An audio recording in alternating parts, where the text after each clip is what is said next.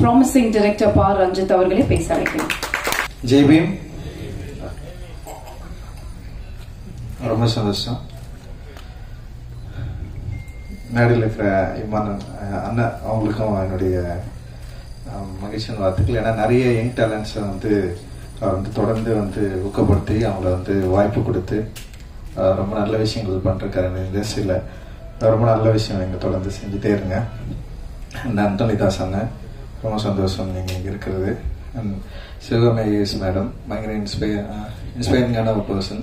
So அவங்க இருக்கிறது தான் எனக்கு ரொம்ப சந்தோஷம். அண்ட் கல்பனா அம்பேத்கர் நல்லா இருந்தது, ஓகே, ரொம்ப இன்ட்ரெஸ்டிங்காக இருந்தது. அண்ட் மியூசிக் ப்ரொடியூசர்ஸ் 2 பேருக்குமே என்னுடைய வாழ்த்துக்கள். அறிவுக்கு வந்து பிறந்தநாள் நல்வாழ்த்துக்கள் தான். அறிவு வந்து காஸ்ட்லெஸ் கலெக்டிவ் பண்ணுறப்ப தான் ஃபர்ஸ்ட் டைம் நான் மீட் பண்ண அறிவை உதயா மூலமாக தான் நான் பார்த்தேன். அறிவு வந்து ஃபர்ஸ்ட் பாடினதே வந்து அம்பேத்கருடைய அந்த வாழ்க்கை வரலாறு அவர் வந்து பாடினாரு. எனக்கு ஃபர்ஸ்ட் டைமா என்ன சொல்றது, நம்ம வந்து ஒரு கலை இலக்கியத்தை அரசியல் படுத்தணும், அது மக்கள்கிட்ட கொண்டு போய் சேர்க்கணும் அப்படின்றது தான் ஒரு முக்கியமான ஒரு எய்மா இருந்தது. அப்படிதான் சினிமாவுக்குள்ளே வந்தோம்.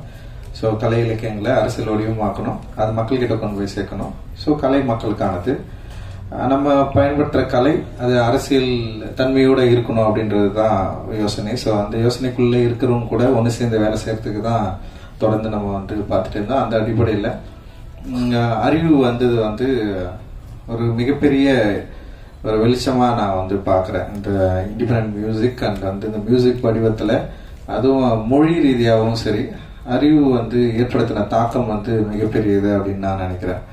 அண்ட் வந்து அன்னைக்கு ஃபர்ஸ்ட் டே அறிவு முன்னாடி வந்து பாடி காட்டின அறிவு, அதுல இருந்து இருக்கிற அறிவுகிட்ட இருக்கிற ஒரு மாற்றத்தை நான் தொடர்ந்து அவங்க கூடவே இருந்து நான் பார்த்துட்டு இருக்கிறேன். அண்ட் வந்து காலாவில் வந்து ஃபர்ஸ்ட் ஃபிலிம் வந்து அவனுக்கு எழுதினா ஒரு பெரிய சாங் ஒன்று எழுதுனா, அதுவும் வந்து ஒரு போராட்ட பாடல் தான். அது ரொம்ப முக்கியமான பாடலாக இருந்தது காலா திரைப்படங்கள்ல. அண்ட் வந்து அவன் வந்து எழுதின காஸ்ட்லெஸ் கலெக்டிவ்ல அறிவு எழுதின பாடல்கள்லாம் வந்து ரொம்ப ரொம்ப இன்ட்ரெஸ்டிங்கான பாடல்களை வந்து எழுதியிருந்தான். அண்ட் எனக்கே பாடல்லாம் கேட்டு முடிச்சதுக்கு அப்புறம் தான் தெரியும் அறிவு சில பாடல்களை அதில் வந்து எழுதியிருக்கான், கான்ட்ரிபியூட் பண்ணியிருக்கான்னு சொல்லிட்டு. ஸோ அப்போதான் அறிவுடைய அந்த லிரிக் அந்த அரசியல் தன்மையை வந்து கொஞ்சம் கொஞ்சமா புரிஞ்சுக்க முடிஞ்சது. அண்ட் அறிவுக்கு ஒரு அரசியல் தன்மை இருந்தது. இங்க என்ன பாக்குறதுக்கு முன்னாடியே அறிவும் பாபாசாஹேப் அம்பேத்கருடைய கருத்துக்களால் ஈர்க்கப்பட்ட ஒரு மாணவனா இருந்தது வந்து எனக்கும் அறிவுக்கும் ஒரு பெரிய நெருக்கத்தை வந்து உண்டாக்குச்சு. ஸோ அதன் அடிப்படையில் தான் அறிவு கூட ரொம்ப நெருங்க முடிஞ்சது. ஆனா அதே நேரத்துல அரசியல் தன்மையை, அரசியல் கருத்துக்களை எப்படி வந்து எளிய வடிவமா மாக்கி மெயின் ஸ்ட்ரீம் பிளாட்ஃபார்ம்ல வந்து ஆடியன்ஸை வந்து கனெக்ட் பண்றது, இது ஒரு பெரிய சவால். ஆக்சுவலி இப்ப நான் திரைப்படம் எடுக்க வரப்ப கூட வந்து நம்ம கதை அப்புறம் நம்ம யோசிக்கிற அரசியல் தன்மை வந்து இங்க இருக்கிற மெயின் ஸ்ட்ரீம் ஆடியன்ஸ் வந்து கனெக்ட் பண்ணுமா, இவங்க அக்செப்ட் பண்ணுவாங்களா இல்லையா. ஏன்னா மெயின் ஸ்ட்ரீம் அப்படின்றதே வந்து சந்தைப்படுத்துதல்ல தான் மெயின் ஃபோக்கஸா இருக்குது. அண்ட் வந்து அதை வந்து வணிகம் மயமாக்குதல், இல்ல வந்து அது வணிகத்துக்கு உட்பட்டு இருக்கா, இங்க சந்தைப்படுத்துறவர்கள் யாரு, சந்தையில யார் பொருள் வாங்குறது. ஸோ இது மாதிரி நிறைய விஷயங்கள் இருக்கு. ஸோ இப்படி இருக்கிறப்போ சந்தையாளர்கள் இந்த மாதிரியான அரசியல் தன்மையுள்ள, அதுவும் வந்து தலித்துகளுடைய லைஃப் அடிப்படையாக கொண்ட அரசியல் தன்மையுள்ள விஷயங்களுக்கு வந்து எந்த அளவுக்கு சப்போர்ட் பண்ணுவாங்க அப்படின்றது ஒரு பெரிய கேள்விக்குறியா இருந்த காலகட்டத்துல தான் எங்களுடைய வாழ்க்கை, அதாவது திரைப்பயணத்திலும் சரி இசை வடிவங்களையும் வந்து ஸ்டார்ட் ஆகுது. ஸோ அப்படி வந்து அறிவு வந்தப்போ அறிவுடைய ஸ்டைல் இருக்குல்ல, வே ஆஃப் எக்ஸ்பிரஷன் அண்ட் அந்த தன்னை வெளிப்படுத்துதல் வந்து மெயின் ஸ்ட்ரீம் ஆடியன்ஸ்க்கு வந்து ஈஸியா கனெக்ட் ஆகிற ஒரு லாங்குவேஜா இருந்தது. அண்ட் உலக அளவுல இன்னைக்கு வந்து இந்திய ஆர்டிஸ்ட் அண்ட் இண்டிபெண்டன்ட் ஆர்டிஸ்ட் அந்த ரேப் இது வந்து பயங்கர பாப்புலர் மியூசிக்கா இருக்கிறதுனால, ஒரு பாப்புலர் மியூசிக்கோட வடிவத்துல அறிவு பாடுறதுனால அது ஒரு பாப்புலர் மீடியம், ஒரு பாப்புலர் ஆடியன்ஸ்க்கு வந்து ஈஸியா அது கனெக்ட் ஆச்சு. ஸோ அப்படி ஈஸியா கனெக்ட் ஆகுறப்போ அறிவு பாடுற பாடல்கள் இருக்கிற அரசியல் தன்மையும் வந்து அவங்க கிட்ட போயிட்டு டிஸ்கஷன் பண்ண ஆரம்பிச்சது. இது ரொம்ப முக்கியமானதா நான் வந்து பாக்குறேன். ஸோ ஒரு மீடியம் கையாளுறது வந்து ரொம்ப ரொம்ப முக்கியம்.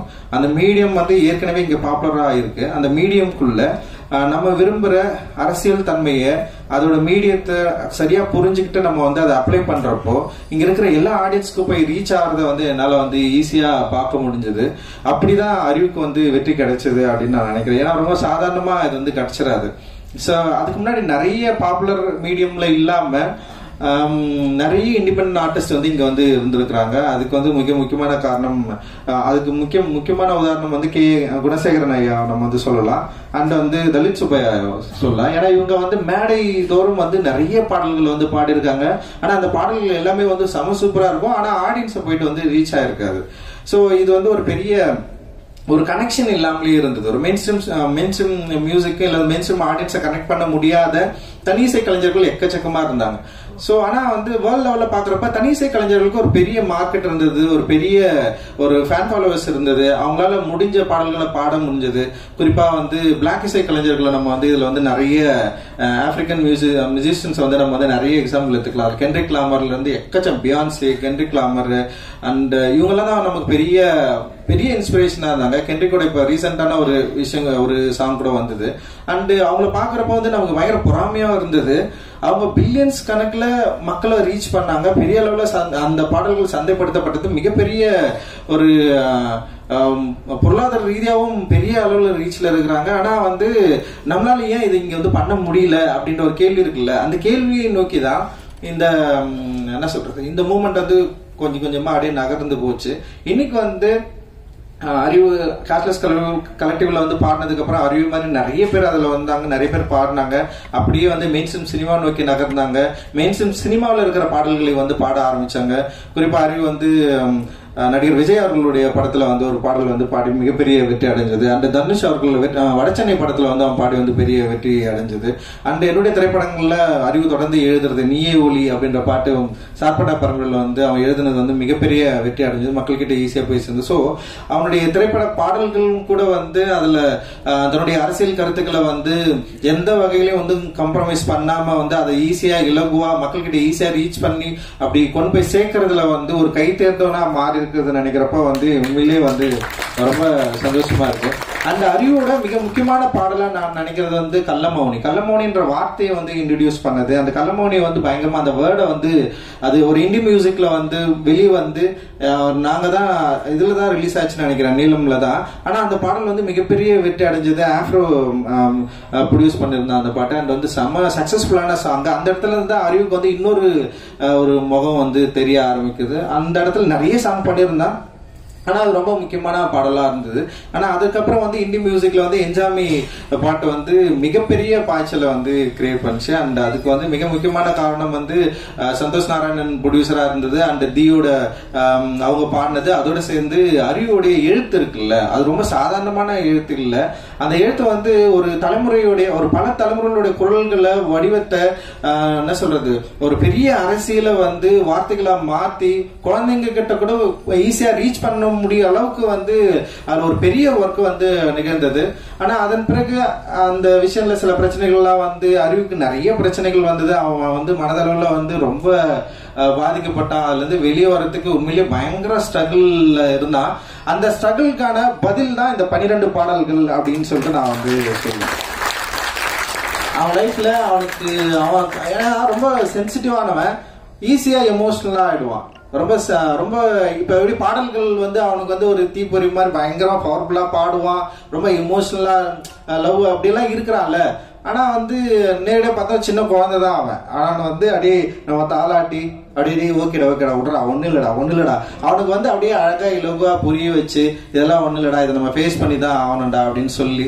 ஏன்னா சமூகத்துல நிறைய இஷ்யூக்கள் நடக்குது, நிறைய பிரச்சனைகள் நடக்குது. நம்ம வந்து ரியாக்ட் பண்ணிக்கிட்டே இருக்கிறோம். ரியாக்ட் பண்ண வந்து என்னன்னா நம்ம டைல்யூட் ஆகிட்டே இருக்கிறோம். ஏன்னா நம்ம கோவப்படுறது மூலமாவோ இல்ல வந்து உணர்ச்சி வசப்படுற மூலமாவோ இல்ல வந்து நம்ம விரும்புற மாதிரியான ஒரு சமூகம் இங்க வந்து அமைந்துருமோ அப்படின்னு எதிர்பார்க்கலாம். ஆனா அப்படி இருக்கிறதுக்கான வாய்ப்பு இங்க இல்லவே இல்லைல்ல. மனிதர்கள் வந்து பல வித்தியாசமான எண்ணங்களும் உணர்வுகளும் கொண்டவர்கள். அவர்கள் வந்து நம்ம வந்து ஒரு கேட்டகரியில வந்து கேட்டகரைஸ் பண்ண முடியாது.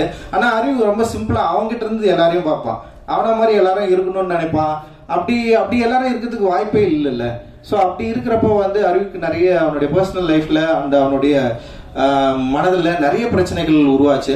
அந்த நிறைய பிரச்சனைகள் வரப்போ அவன் வந்து இந்த மியூசிக் வந்து இதை கண்டினியூ பண்ணலாமா வேணாமான்ற அளவுக்கு எல்லாம் வந்து அறிவு வந்து ஒரு டைம்ல வந்து யோசிக்க ஆரம்பிச்சான்.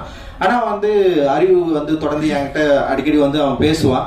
அவனுடைய வேலை என்னன்றது மட்டும் நான் கொஞ்சம் நான் அவன்கிட்ட வந்து ஷேர் பண்ணிருக்கிறேன். இது ஏன் முக்கியமான வேலை, நம்ம ஏன் இதை பண்ணணும், நம்ம பண்ணலன்னா வேற யார் பண்ணுவாங்க, இது இன்னொருத்தர் வந்து பண்றதுக்கு வந்து எவ்வளவு காலம் ஆகும். சோ இது அப்படி நம்மளால விட்டு போயிட முடியாது. இது ஒரு ஃபைட் தான். இந்த ஃபைட் வந்து சாதாரண ஃபைட் கிடையாது. இது வந்து பல நூற்றாண்டு காலமா நடந்துட்டு இருக்கு அப்படின்னு நான் சொல்லுவேன். நான் பாபா அம்பேத்கர் வந்து இதை ரொம்ப சூப்பரா சொல்லியிருப்பாரு. இந்தியாவுடைய வரலாறு என்பதே வந்து பௌத்தத்துக்கும் பார்ப்பனியத்துக்குமான போர் அப்படின்னு சொல்லுவாரு. சோ இது வந்து கிட்டத்தட்ட ஒரு போர். இது இந்த போர்ல வந்து நம்ம எல்லாம் வந்து ஒரு சின்ன ஒரு சோல்ஜர்ஸ் மாதிரி வந்து நம்ம நிக்கிறோம். நம்ம இல்லைனாலும் வேற ஒருத்தர் வருவாங்க. ஆனா நமக்கு ஒரு ஸ்பேஸ் இப்ப கிடைச்சிருக்கு.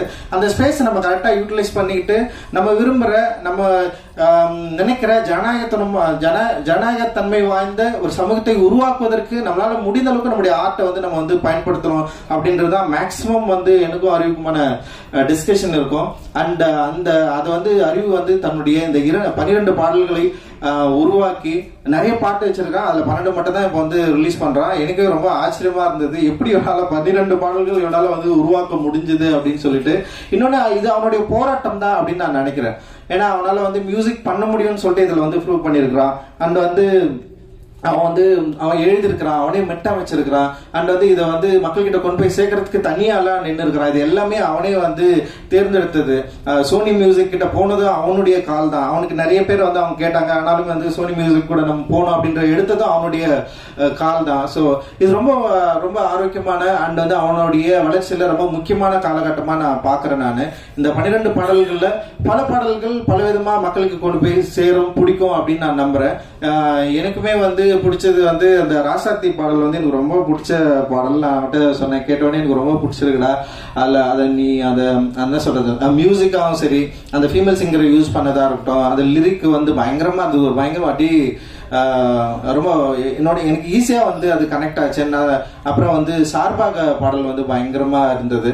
ஸோ நிறைய பாடல்கள் இதுல வந்து ரொம்ப இன்ட்ரெஸ்டிங்கான பாடல் வந்து அவன் கொடுத்திருக்கான். அண்ட் வந்து நிச்சயமா இது வந்து மக்களுக்கு மிக நெருக்கமான ஒரு பாடலா இருக்கும் அப்படின்னு நான் நினைக்கிறேன். சோனி டெஃபினட்டா இது வந்து மக்கள் கிட்ட கொண்டு போய் ரீச் பண்ணுவாங்க.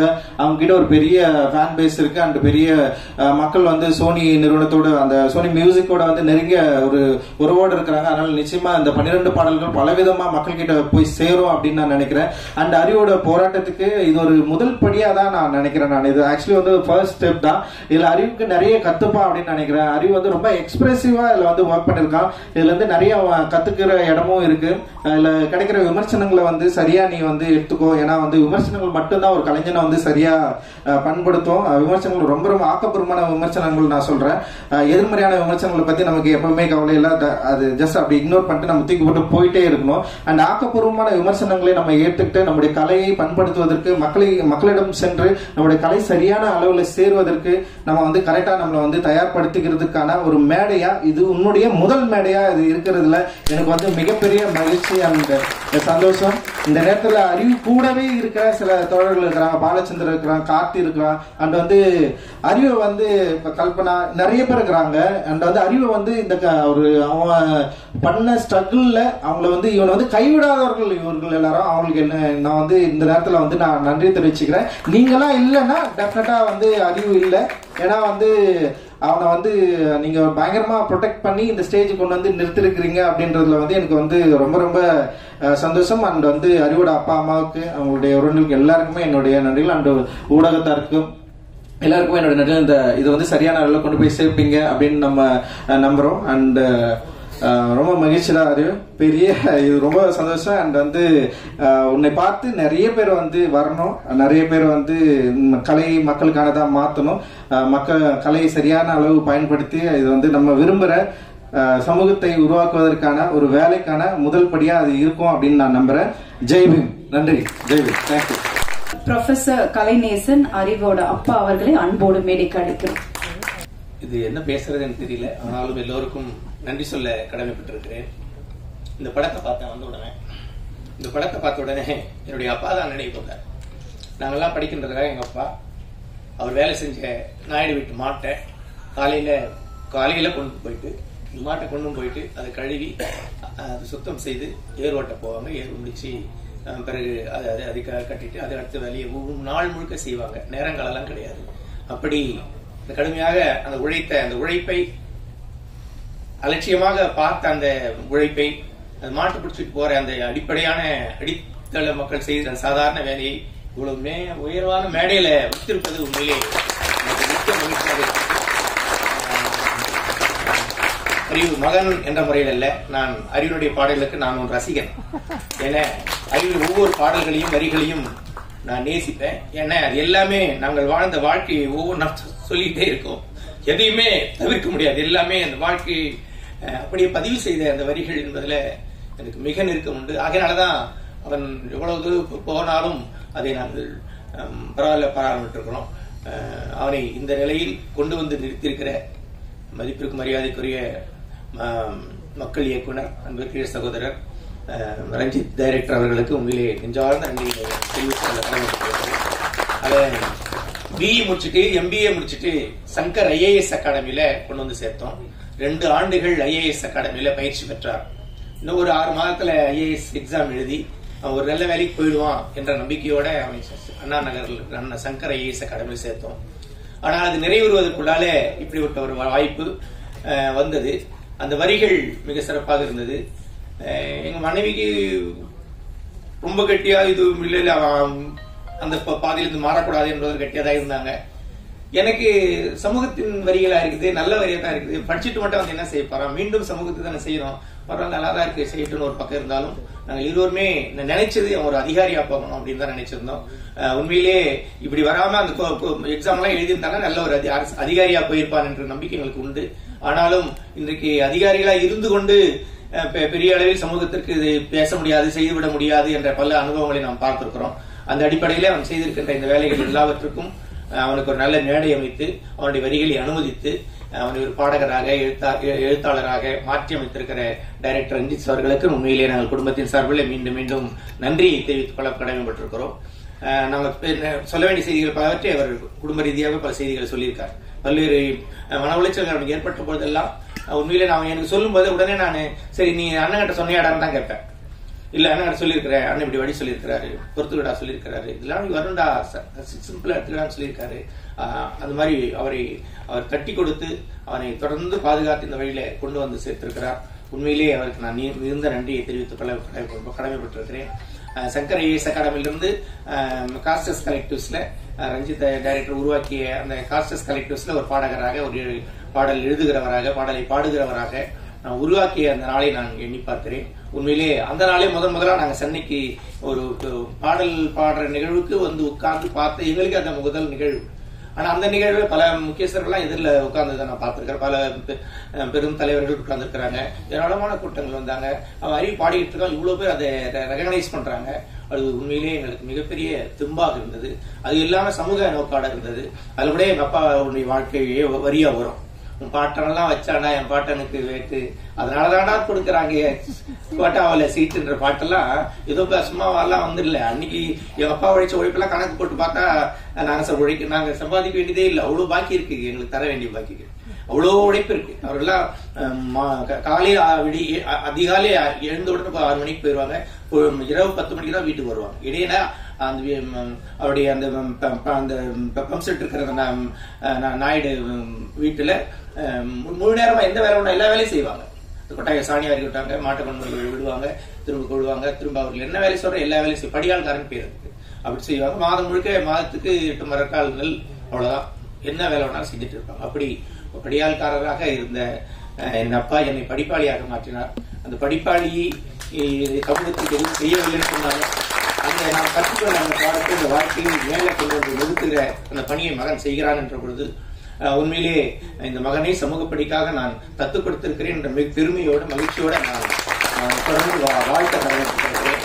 இந்த நிகழ்வுல மதிப்பற்றிய IAS மேடம், உலக அறிந்த எழுத்தாளர் மேடம் சிவகாமி IAS அவர்கள் இங்க வந்து உட்கார்ந்து இருப்பது பெருமைக்குரியது, மிக பொருத்தமானதும் கூட. நாங்கள் அவர்கள் வர வேண்டும் என்று விரும்பினேன். என்ன காரணம்னா, அவன் கோயம்புத்தூர்ல பொறியியல் கல்லூரி படித்துக் கொண்டிருந்த பொழுது கவிதைகளை எழுதி வைத்திருந்தான். அதை வெளியிட வேண்டும் என்று சொன்னான்.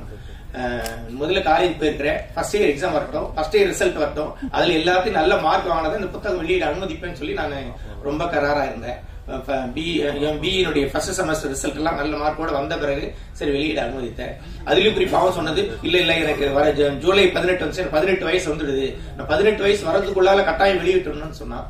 அதனால அடுத்த நாள் 18ஆம் தேதி இப்ப 18வது வயது தொட போறான். 17வது வயது கடைசி நாள் அந்த ஆகஸ்ட் 17ஆம் தேதி அவனுடைய 17வது வயதுல அந்த 17வது வயதுல 17ஆம் தேதி அந்த அவன் ஒரு கவிதை புத்தகம் வெளியிட்டிருந்தான். அந்த கவிதை புத்தகத்தை உருவாக்கி அந்த கவிதை புத்தகத்துக்கு பேரு குனிந்து வரவேற்கும் குடிசைகள். நான் தான் குடிசையில் வாழ்ந்தேன், அவன் குடிசையில் வாழல. ஆனா அவன் என்னுடைய வாழ்க்கையை அப்படியே அப்சர்வ் பண்ணிருக்கிறான். அவன் குழந்தையாக இருக்கணும், அந்த குடிசை வீட்டுக்கு போயிருக்கிறோம், குனிஞ்சு போவாங்க, கொள்ளைகள்லாம் போய் சுத்தி பார்ப்பாங்க, தெருக்குள்ள விளையாடுவாங்க, பிள்ளையெல்லாம் பார்த்துருக்காங்க, சொந்தக்காரெல்லாம் போய் பார்ப்பாங்க, ஊருக்கு போயிட்டு பிள்ளைங்க எல்லா ஒருவருக்காரும் இயல்பா பேசுவாங்க. அந்த பேசுறதே உன்னோட அவனுக்கு ஒரு நல்ல ஒரு ஸ்டடி தந்தது நான் நம்புறேன். அந்த வகையில அப்படி அந்த குனிந்து வரவேற்கும் குடிசைகள் இந்த தலைப்புல கவிதை நூலை வெளியிட்டான். இந்த கவிதைகள்லாம் அவன் +2 படிக்கும்போது +1 படிக்கும்போதெல்லாம் அப்பப்ப கவிதை எழுதிட்டு ஸ்கூல்ல உதவ வாங்கியிருக்கிறான், ஸ்கூல்ல துறக்கி இருக்கிறாங்க. இந்த பையன் படிக்கிறது லாய்க்கு இல்லைன்னா சொல்லி அவன் வான் பண்ணிருக்கிறாங்க. ஏன்னா அவன் மரக்கோணத்துல இருக்கிற அவன் படிச்ச ஸ்கூல்ல அது ஒரு எல்லாருமே விரும்புற ஒரு ஸ்கூல். விரும்புறேன்னா 100க்கு 100 மார்க் வாங்குற ஸ்கூல். மார்க்ல மட்டும்தான் கவனம் செலுத்துவாங்க. தேர்வு, மதிப்பெண், ஃபர்ஸ்ட் மார்க், இது மட்டும்தான் அந்த பள்ளியோட நோக்கம். எல்லா பெற்றோர்களும் உண்டடிச்சு நல்லா சேர்ப்பாங்க. நாங்களும் 2 பேரும் ஆசிரியர்ன்றதுனால நாங்களும் அதுல விரும்பி சேர்த்தோம். ஆனா இவனுடைய மனநிலை அப்படி முழுமையா பள்ளி கல்வியில் மட்டும் இல்லாம இப்படி சமூக சிந்தனையோடு ஓடிக்கொண்டிருப்பதை என்னால் புரிந்து கொள்ள முடியல. அந்த பள்ளியிலையும் ஒரே முறை இது மாதிரி இலக்கிய கூட்டம் போட்டுட்டு மாணவர்கள் பேச சொல்லிருக்காங்க, இவனையும் பேச வச்சிருக்காங்க. இவன் சுயமா அவங்க ஆசிரியர்கள், அவங்க பள்ளி வளாகம் இதெல்லாம் பார்த்து, கணக்கு வாத்தியார் பார்த்து, சயின்ஸ் வாத்தியார் பார்த்து, அவர்கள் எல்லாரும் போற்றி தான் பாராட்டி அருமையா ஒரு கவிதை எழுதி மேடையில வாசித்துட்டான். அதுதான் அவனுக்கு மிகப்பெரிய தண்டனையை வாங்கி தந்தது. இந்த பையன் உருப்பட மாட்டான் இதுக்கப்புறம், அந்த பையன் பரீட்சையில 100க்கு 100 மார்க் வாங்குற பையன் இல்ல, இவன் பின்னால போயிட்டான்னு சொல்லி ரொம்ப வான் பண்ணாங்க. ஆனாலும் அழுதியும் சொல்லுவாங்க, அப்படி ஒரு அழுவியோட அந்த பள்ளி விட்டு வெளியே வந்தான். வந்த பிறகு அந்த கவிதையை சேர்த்து வச்சுக்கிட்டே கோயம்புத்தூர் ஹாஸ்டல் இருக்கும்போது எல்லாம் கூட சேர்த்து வச்சுக்கிட்டே புத்தகமாக்கணும்னு சொன்னான். உண்மையிலேயே அந்த புத்தகம் அவனுக்கு வெளியிட்டோம். இதை நான் விளவரமா சொல்வதற்கு என்ன காரணம்னா, அன்னைக்கு மேடம் சிவகாமி ஐஏஎஸ் அவர்கள் வேலைவாய்ப்புத்துறை கமிஷனராக இருக்கும் பொழுது அந்த புத்தகத்தை அவர்கள் வெளியிட்டு அவனை வாழ்த்தினார்கள். ஏன் இன்னைக்கு 17 வயசுல அவனுடைய எழுதின புத்தகத்தை பக்கம் படிச்சுட்டு உலகம் முழுக்க இவனுடைய எழுத்துக்கள் போகணும்னு அன்னைக்கு மேடம் சொன்னாங்க. இன்றைக்கு உலகம் முழுக்க போன பிறகு அவன் மேடம் வாழ்த்த வேண்டும் என்பதுதான் என்னுடைய விருப்பம். அந்த வகையில மேடம் எவ்வளவு பிஸினாலும் ரொம்ப நாள் நேற்று சாயந்தரம் தான் மேடத்தை தொடர்பு கொண்டு பேசி உடனடியாக அவர்கள் பங்கேற்றது எங்களுக்கு உண்மையிலே ரொம்ப மகிழ்ச்சியா இருக்கு. ஏன்னா அந்த காலத்துல இருந்து பார்த்திருக்கிறாங்க, அந்த வரிகளை அன்னைக்கு வாழ்த்தினார்கள். உலகம் முழுக்கும் சிறப்படைய வேண்டும் என்று அவர்கள் சொன்ன அந்த வார்த்தை அவனை எப்படி பாதுகாத்திருக்கிறது என்று நான் நம்புகிறேன். அந்த வகையில அவனுடைய வளர்ச்சியில பங்கேற்றிருக்கிற உங்கள் யாவருக்கும் கூட என்னுடைய வாழ்த்துதலை தெரிவித்துக் கொள்கிறேன். மிக சிறப்பாக வந்திருக்கிற அவனுக்கு அண்ணன் என்னுடைய மூத்த மகன் யுவான் அவர்கள் வந்திருப்பது, அந்தோணிதாஸ் பாடகர் அவர்கள் வந்திருப்பது, இந்த இசை தொடர்கள் வந்திருப்பது, எல்லாருக்கும் என்னுடைய பாராட்டுகள். அன்புக்குரிய மகள் கல்பனாவை நான் அதிகமாகவே பாராட்டி ஆக வேண்டும்.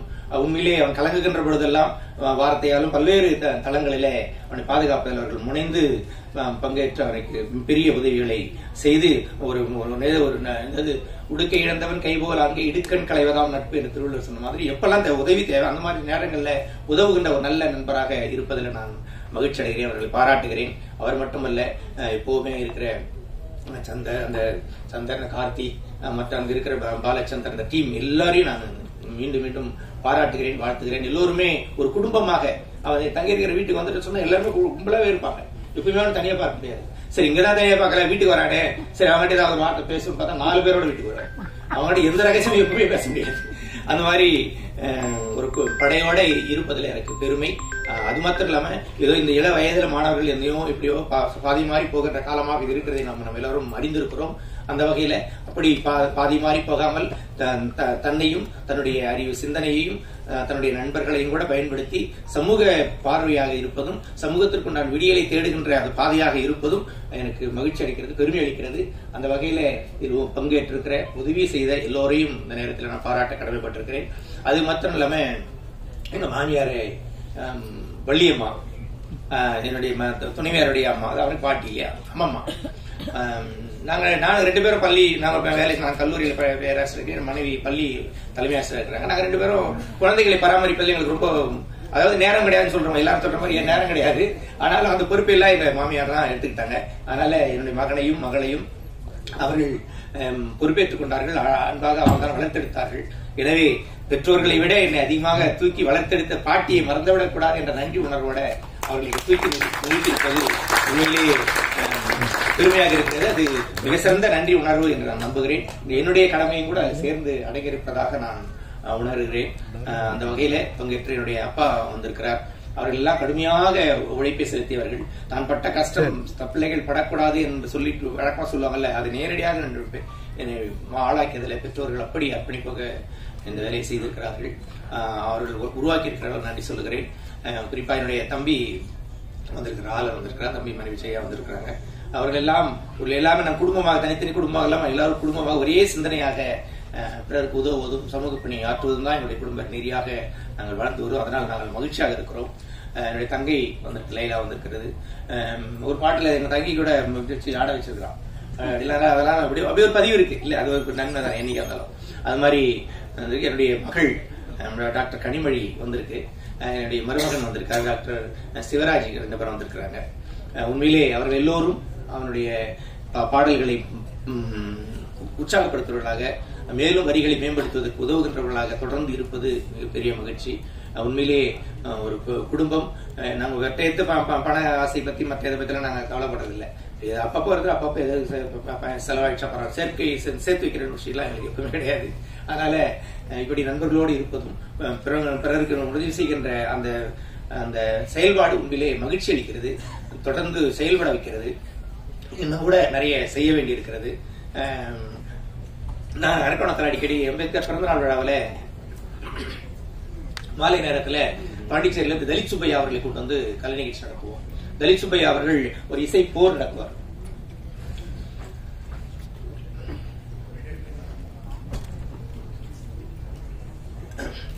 அவருடைய பாடல்களுக்கு அவர் இசை போர் என்று சொல்லுவார் தலித் சுப்பையா.